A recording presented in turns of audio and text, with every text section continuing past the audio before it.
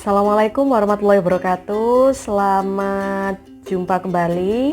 Sekarang Bu Firda akan menjelaskan kisi-kisi materi penilaian akhir tahun atau PAT Bahasa Indonesia kelas 11 semester genap 2019-2020 ya. Jadi materi ini dia. Materi yang diujikan ada 14. 1 proposal, 2 karya ilmiah, 3 resensi, 4 drama, dan sebagainya. Untuk materi 1 sampai 5 itu sudah dijelaskan di kelas ya. Proposal, karya ilmiah, resensi, drama, nah itu semua dipelajari. Komponen-komponen proposal, karya ilmiah, bagaimana cara membuat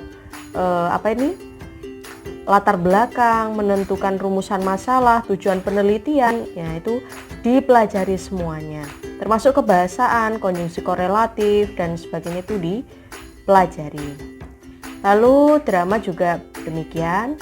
Nomor 6 sampai 14 akan kita bahas. 6 mengidentifikasi kalimat utama, 7 cara menulis karya ilmiah, menulis judul karya ilmiah dengan ejaan yang benar, 8 penulisan daftar pustaka, 9 alasan sebuah kalimat tidak efektif, dan sebagainya. Langsung saja menuju ke kisi-kisi ke-6, mengidentifikasi kalimat utama sebuah paragraf. Jadi nanti akan ada soal tentukan kalimat utama ya. Seperti kita ketahui bahwa pola paragraf itu ada 3, ada deduktif, induktif, dan deduktif-induktif. Kalimat utama itu berarti sesuatu yang umum, yang cakupannya paling luas. Nah, dia hanya ada di depan atau di belakang atau berada di awal dan akhir. Ini ya, di depan namanya deduktif, di belakang namanya induktif, awal dan akhir namanya deduktif-induktif. Di bawah ini adalah contoh paragraf yang kalimat utamanya di depan. Kita lihat, kipas angin memiliki beberapa jenis. Jenis pertama adalah kipas angin berdiri. Jenis kedua adalah kipas angin duduk. Jenis ketiga adalah kipas angin gantung. Terakhir, jenis keempat adalah kipas angin menempel di dinding. Nah ini, kipas angin memiliki beberapa jenis. Ini adalah kalimat utama. Kenapa dia kalimat utama? Karena dia cakupannya lebih umum, lebih luas. Sedangkan ini jenis pertama, jenis kedua ini adalah penjelasnya. Maka ada kalimat utama, ada kalimat penjelas. Nanti kalau kalian mencari kalimat utama, dilihat keumumannya ya. Ada juga yang di belakang, misalnya kipas angin memiliki beberapa jenis. Jenis pertama ini. Demikianlah beberapa jenis kipas angin. Nah itu ada awal dan akhirnya sama-sama umum dan isinya sama. Maka itu adalah paragraf deduktif induktif, kalimat utamanya di awal dan di akhir. Atau hanya di belakang, berarti ini tidak ada, ini taruh belakang yang umum. Lanjut kisi-kisi yang ke-7. Cara menulis karya ilmiah dengan ejaan yang benar. Nah, jadi ketika kita menulis judul karya ilmiah seperti ini ya, pengaruh penggunaan telepon seluler terhadap prestasi belajar siswa SMA Harapan Jaya, judul pertama. Judul yang kedua, pemanfaatan abu sekam dan batu bara sebagai campuran bahan pembuatan genting. Nah, aturannya kalau menulis judul karya ilmiah adalah seperti menulis judul pada umumnya ya, setiap awal kata dalam judul ditulis kapital kecuali konjungsi dan kata depan. Konjungsi contohnya dan, atau, dengan, ketika, dan sebagainya. Kalau kata depan di, ke, dari, daripada, dan sebagainya. Seperti ini ya, pengaruh P-nya kapital terhadap T-nya kecil karena ini adalah konjungsi. Prestasi belajar SMA Harapan Jaya. Nah, tidak boleh pakai titik kalau judul. Lalu yang terakhir, pemanfaatan abu sekam dan, nah ini kecil ya. Sebagai kecil. Yang lainnya bukan konjungsi dan kata depan, dia kapital. Lanjut, nomor 8 adalah penulisan daftar pustaka. Ini sudah pernah dijelaskan di bab karya ilmiah dan proposal bahwa daftar pustaka itu adalah daftar identitas buku yang kalian jadikan sebagai rujukan atau pustaka dalam membuat karya ilmiah tersebut. Ya, jadi kalau kalian memakai buku lain itu harus dipertanggungjawabkan. Tidak boleh kalian tidak mencantumkan daftar pustaka. Seperti ini ya, contoh daftar pustaka biasanya ada di bagian belakang buku, Lestari, Bunga Citra, dan sebagainya. Urutannya adalah Natajukopen, nama, tahun terbit buku, judul buku, kota, penerbit, dan penerbit ini. Ini namanya adalah, nama aslinya Bunga Citra Lestari, tapi di penulisannya harus dibalik, nama belakang taruh depan, Bunga Citra Lestari, jadi Lestari, Bunga Citra. Namanya kan Bunga Citra Lestari, lestarinya taruh depan. Lestari, koma, terus nama selanjutnya diawali kapital titik, menempel ke kiri ada spasi 2020 titik, spasi Dunia Perfilman Indonesia ini adalah judul bukunya, ditulis miring dan awalnya setiap awal kapital. Lalu Jakarta titik 2 Gramedia dan jangan lupa diakhiri titik. Ini juga ada yang gaya kedua, namanya ada singkat, bisa disingkat Reza Radian misalnya. Nah, Radiannya taruh depan, Rezanya taruh belakang. Radian, R titik, ini diakhiri titik sama ya.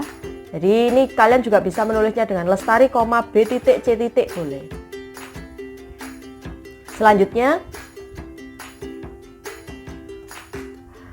kisi-kisi ke-9, alasan sebuah kalimat tidak efektif. Nanti akan ada pertanyaan tentang kalimat yang tidak efektif.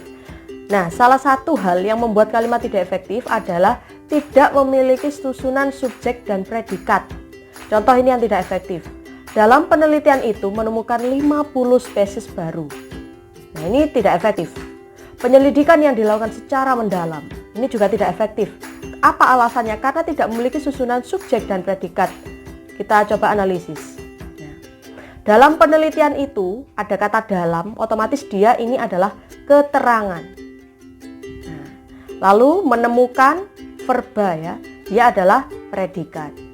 50 spesies baru itu adalah objek. Keterangan KPO polanya, dia tidak efektif. Sedangkan syarat kalimat harus ada subjek dan predikat. Lalu penyelidikan yang dilakukan secara mendalam, ini hanya subjek saja. Padahal di sini ada kata dilakukan ya. Kenapa kok ini subjek? Subjek kan hanya kata benda, penyelidikan saja itu kata benda ya. Kalau menyelidiki verba, predikat, kalau penyelidikan dia subjek. Nah, kata-kata setelah yang ini merujuk tempelannya dia, Mas. Penyelidikan yang dilakukan secara mendalam. Tuh ya. Jadi tidak efektif yang merah. Kemudian efektifnya bagaimana? Yang pertama ini efektifnya. Penelitian itu menemukan 50 spesies baru. Kenapa dia menjadi efektif? Karena sudah jelas strukturnya. Penelitian itu adalah subjek, menemukan adalah predikat, 50 spesies baru adalah objek. Seperti ini ya. Jadi tinggal menghilangkan kata dalam saja, langsung dia sudah efektif. Karena kalau pakai dalam dia jadinya keterangan bukan subjek. Sedangkan syaratnya adalah punya subjek dan predikat. Lalu yang kedua diperbaiki menjadi penyelidikan yang dilakukan secara mendalam tersebut telah dihentikan. Nah, penyelidikan yang dilakukan secara mendalam tersebut itu adalah subjek. Telah dihentikan adalah predikat. Nih, sekali lagi kata-kata setelah yang itu merujuk ke depan sehingga dia menjadi satu kesatuan subjek. Ini bukan satuan subjek predikat, dilakukan bukan predikat ya. Ini yang predikat utamanya. Ini hanya anak kalimat. Selanjutnya kita ke kisi-kisi yang nomor 10. Penulisan kata baku. Kata baku adalah kata yang sudah baku urutan hurufnya dalam bahasa Indonesia. Kata yang terdata resmi dalam Kamus Besar Bahasa Indonesia. Jadi kalau kita ini yang tidak baku ya, globalisasi itu tidak baku. Yang baku adalah globalisasi. Aktif tidak pakai V tapi pakai F. Notulen. Nah, itu kita sering mendengar kata notulen, itu tidak baku. Yang benar adalah notula. Notula itu catatan singkat jalannya persidangan. Orang yang menulis namanya notulis. Nah, teknik tidak KH tapi pakai K. Teknik. Teknologi tidak pakai H tapi K. Aduh, ini salah ya. Saya salahnya teknologi, ini salah ketik.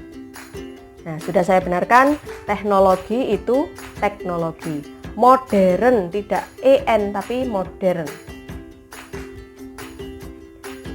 Kreatif tidak pakai V tapi F, tapi kalau kreativitas justru kalau pakai F salah, artinya V. Kreativitas karena dia aslinya kan creativity kata serapannya. Kreatif pakai F. 11. Penulisan judul buku dalam sebuah kalimat. Nah, jadi kita nulis judul di tengah kalimat itu bagaimana? Kalau tadi kan penulisan judul kita menulis judul sendiri di atasnya karangan gitu ya. Kalau ini penulis judul di tengah kalimat. Judul buku dalam sebuah kalimat ditulis cetak miring dan awal kata diberi kapital kecuali konjungsi dan kata depan. Jadi tetap ya, seperti nulis judul buku hanya dia cetak miring. Contoh, suatu sore aku menghabiskan waktuku dengan membaca buku sastra berjudul Mata yang Enak Dipandang. Nah, mata yang enak dipandang ini adalah judul buku. Nah, judul buku tulisnya harus miring dan di awal kata kapital kecuali konjungsi yang ini. untuk membedakan bahwa ini adalah judul dalam kalimat. Lalu yang ke-12, penulisan nama gelar akademik. Kalau kalian biasanya SPD, MPD itu ya, ini aturan yang benar. Nama dan gelar dipisah koma dan spasi. Contoh, aduh ini maaf ada yang salah ketik, saya benarkan dulu. Nah ini ya, Raisa, koma, ahli madya kebidanan, A.MD. kebidanan titik. Jadi antara nama dengan gelar ini dipisah koma. Laudia Sintabela ini dipisah koma, ini dipisah koma. Koma spasi ya, untuk membedakan mana yang gelar, mana yang nama, dia dipisah koma spasi. Terus awal kata nama ditulis kapital, maaf ya ini keliru, harusnya K. Gelar S1 dan S2 ditulis di belakang nama, gelar S3 ditulis di depan nama. Raisa, AMD kebidanan. Perlu diperhatikan, jadi untuk satu kesatuan gelar itu digabung tanpa ada spasi. Ahli madya kebidanan berarti D3 kebidanan. Kemudian SPD jadi satu tanpa ada spasi. Jadi kalau S titik spasi ada spasinya itu salah. Dan selalu diakhiri titik ya.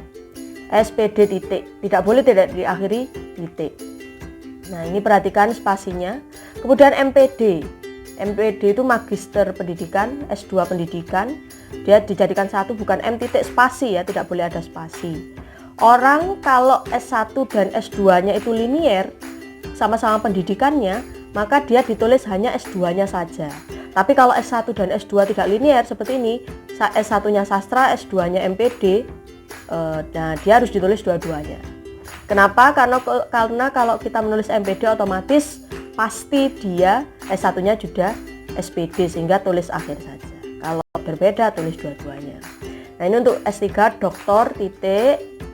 Laudia Sintabela, koma spasi MPD titik. Jangan lupa diakhiri titik. Lanjut. Nomor 13, mengidentifikasi kalimat berpola sama SPOK. Kalimat yang berpola sama dengan kalimat di atas. Nah, ini adalah akan ada soal seperti ini. Jadi untuk menjawabnya kalian harus menganalisis subjek predikatnya dulu di soal. Nanti tinggal disamakan polanya yang sama. Seperti ini, pembangunan tersebut harus diselesaikan saat ini. Pembangunan tersebut adalah subjek. Harus diselesaikan adalah predikat. Saat ini keterangan. Jadi nanti tinggal lihat di ABC-annya yang sama-sama SPK. Lalu setiap manusia subjek memiliki adalah predikat, batas objek dalam bertingkah laku adalah keterangan. Jadi nanti cari yang juga polanya SPOK. Lanjut. Homofon, ini yang terakhir. Homofon itu adalah pertalian makna. Maksudnya ini ada 3 jenis ya. Ada homonim, homofon, homograf. Ini saya mudahkan, saya buatkan tabel pembeda yang mudah. Kalau homonim sama nama, berarti tulisan pengucapannya sama. Kalau maknanya pasti beda ya. Contoh, setiap wanita berhak memilih untuk memakai sepatu berhak tinggi. Ada berhak, ini hak asasi manusia. Ini adalah hak tinggi sepatu. Nah ini tulisan pengucapannya sama, tulisan pengucapan sama. Ini namanya pertalian makna homofon. Maaf kok homofon, homonim ya. Nah ini homofon. Homofon itu fon itu bunyi. Maka yang sama hanya pengucapan, tapi tulisannya beda. Bang Joni pergi ke Bank Mandiri untuk menabung uang. Nah bank ini abang. Ini Bank Mandiri ya. Jadi tulisannya BANK, yang satunya BAENG, tapi bacanya sama. Itu adalah homofon, sama bunyi. Yang terakhir adalah homograf. Graf itu tulisan, berarti tulisannya sama, pengucapannya yang beda. Rini memakan buah apel sebelum apel pagi di sekolah dilaksanakan. Apel, APL. Cuma satunya bacanya apel, satunya apel. E dan E ya. Jadi itu adalah perbedaan, silakan dipahami. Demikian penjelasan kisi-kisi penilaian akhir tahun Bahasa Indonesia. Semoga kalian mendapat hasil yang maksimal. Dan saya akhiri, wassalamualaikum warahmatullahi wabarakatuh.